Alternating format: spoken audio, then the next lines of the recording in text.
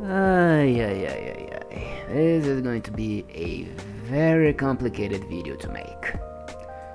On one hand, I love it when we get new stuff for our games. It's always fun to see what new cardboard and how it will impact the old cardboard, you know? Which new spell will make my number 21 use her exceed units better? Which new trainer will make my Charizard burn brighter? Which new artifact gonna make me spawn Eldrazi's faster?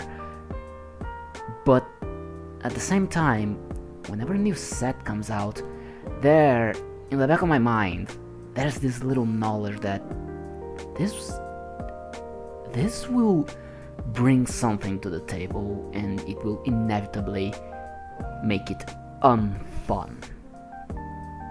And look, I know better than anyone that my definition of fun ain't exactly everybody else. I prefer games that feel like a dance. Each player takes a step. The lead changes each turn. Ground is gained in inches. And one mistake doesn't completely mess your entire strategy or board, but it will force you to fight even harder to get those inches back.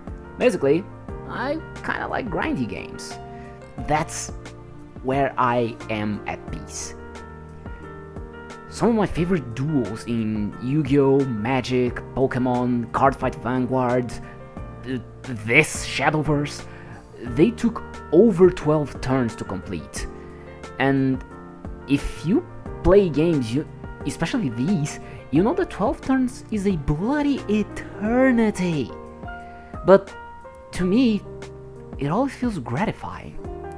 Feels like me and my opponent managed to take all of those cards and pull 120% of them. All of those carefully crafted decks, they shine in those long duels. But nowadays, if the duel takes more than 2 turns, you're fucked. If you don't have an infinite mana combo, you built your deck wrong. If your trainers don't let you roll infinite coins to deal infinite damage, you should just give up. And if you can't do anything on a competitive scale, screw it. Because this is also affecting casual play. So, okay, little story. Me and my friend, we just came back to Magic the Gathering, like during the Final Fantasy set, you know?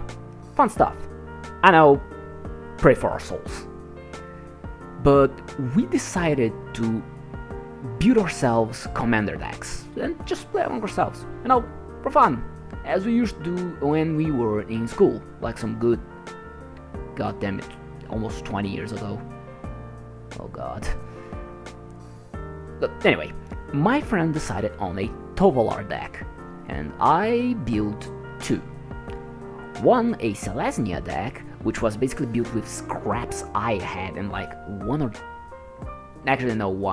like 6 new cards that I bought, and an Eldrazi deck, which I bought most of. Not everything, but most of. But when we were talking about our cards and which decks we were gonna build, this strategy and whatever, someone decided to give my friend a helpful advice and told them to build a Tiamat deck. Because on turn 2, you can basically have infinite dragons apparently. Like, that's the funniest stuff in the world. I really struggle to understand where this came from. And let's go back to those decks that me and my buddy built for a second. They didn't tell me how much they spent on their deck, but considering they didn't really want to talk about it, I'd wager it costed a video game. Not a console, just a game, but that's still expensive. I know my Eldrazi deck, even though I already had some of my babies, costed basically as much, and I didn't even get my Emrakul yet. Not this one, this one, the cheap one. Look, okay, here's how much my decks would cost if I had to buy every single card in it. I don't live in the US, so you can play a game with me if you want. Put in the comments what both of these decks would cost you if you decided to build them in your neck of the woods. For me, whichever I'd buy would cost a week's worth of supermarket. and a decent run at the supermarket at that. And if you decided to have a look at those cards just out of morbid curiosity maybe, you may have noticed that those decks are shit. Okay, no sugarcoating it, I am very well aware that both of these decks are shit. I know. It worsens the problem. Because you are telling me that a week's worth of groceries ain't even close to enough to me being able to play in a tournament? Even a small one? Even casual play? Fuck's sake!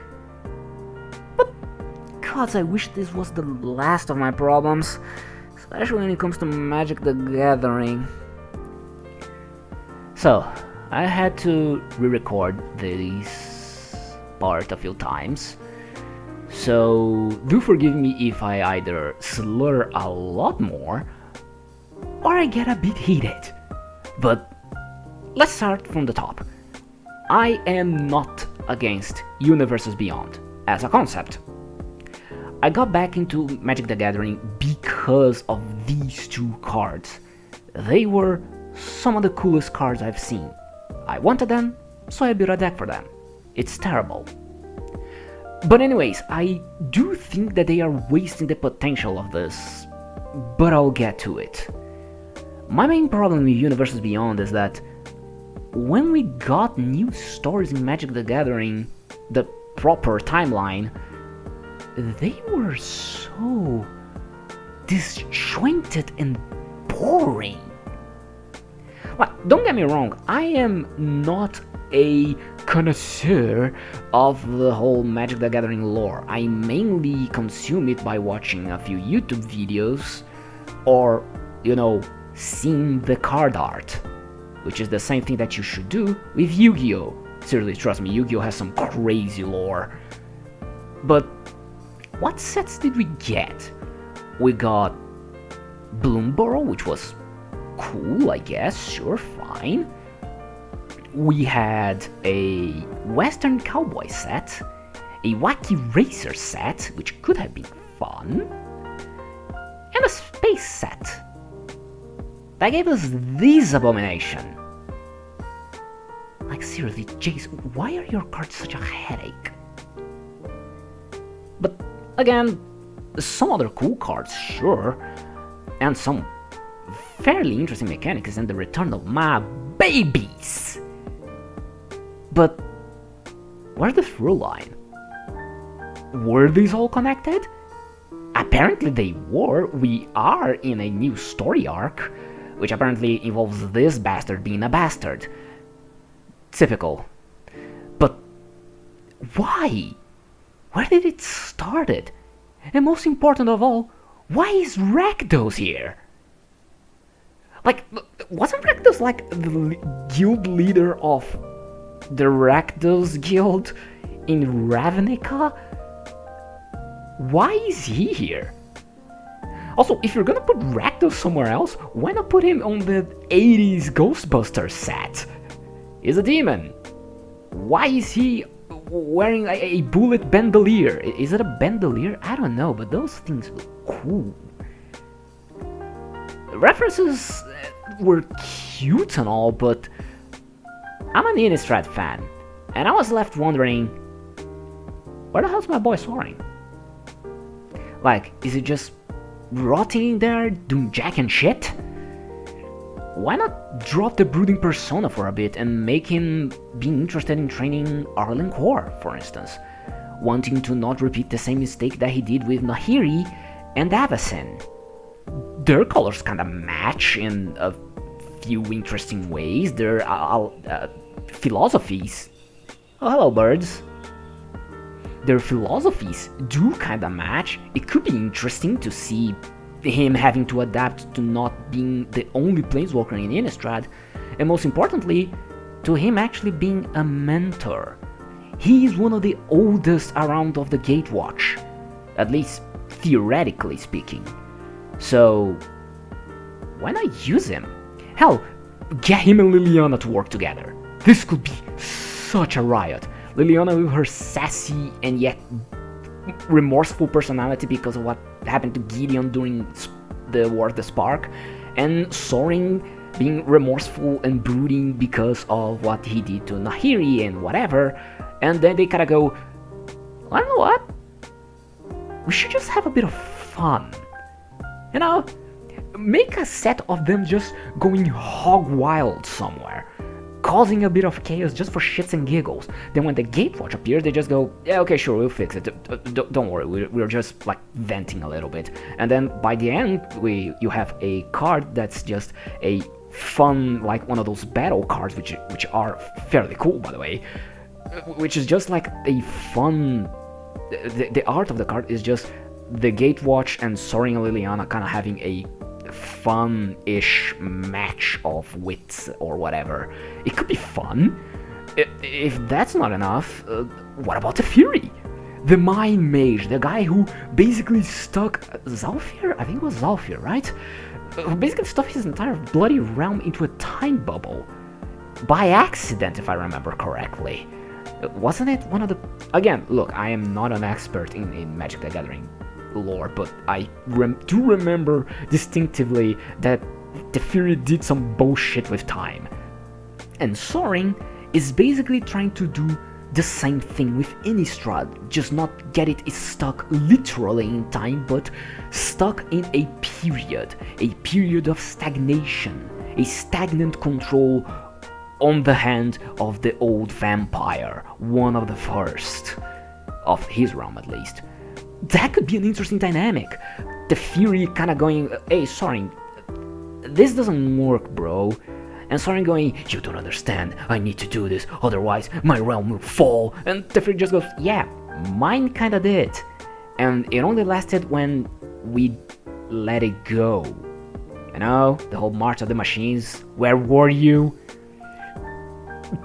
This could be interesting, it could be a cool dynamic.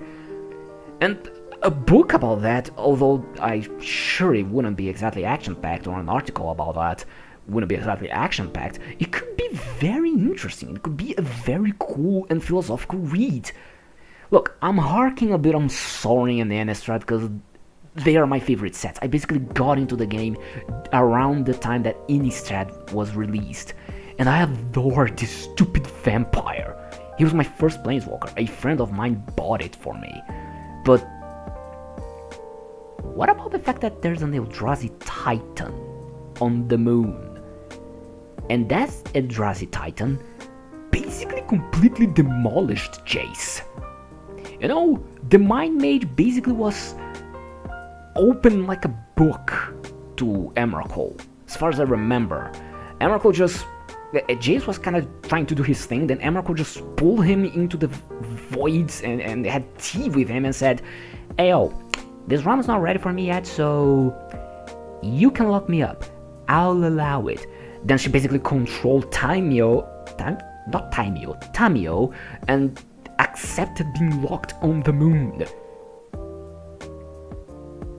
This could be so fun to use. Maybe there's a avatar of Emrakul appearing on Innistrad. This could be fun. Again? Or, you know, what about Nicol Bolas? The I want to be the god of gods dragon who got his power, or at least a little bit, back during Tarkir.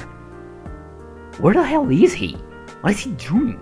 Is he having tea with a baddie? Is he just gathering his army back? Or, I don't know, did he just went to sleep? I want to know, I need to know, but instead I am giving Avatar, The Last Airbender.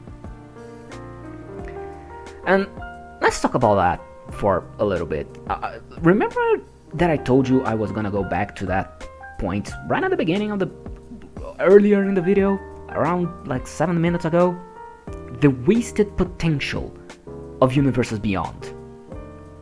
Why aren't we writing stories with Universes Beyond?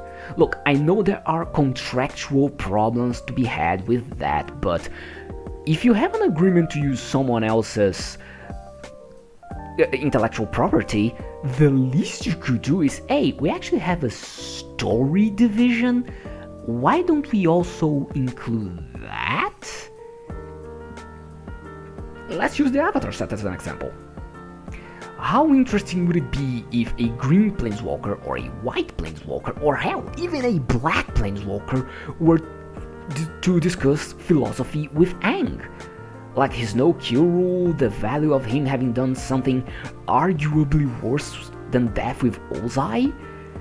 You know, that could be interesting, and there are some cool fights that could be had, like planeswalkers trying to get to grips with the, I don't know, the platypus panda.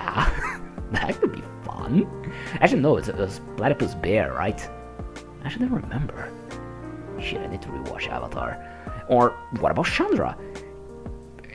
She immediately adopting Zuko and taking the broody boy for a joyride. Also take Sokka, cause, you know, my man's funny. That could be fun. That could be interesting. Like taking Zuko out of his comfort shell and actually making him have a few other lessons with Chandra, or Chandra learning a few things from him. That could be interesting.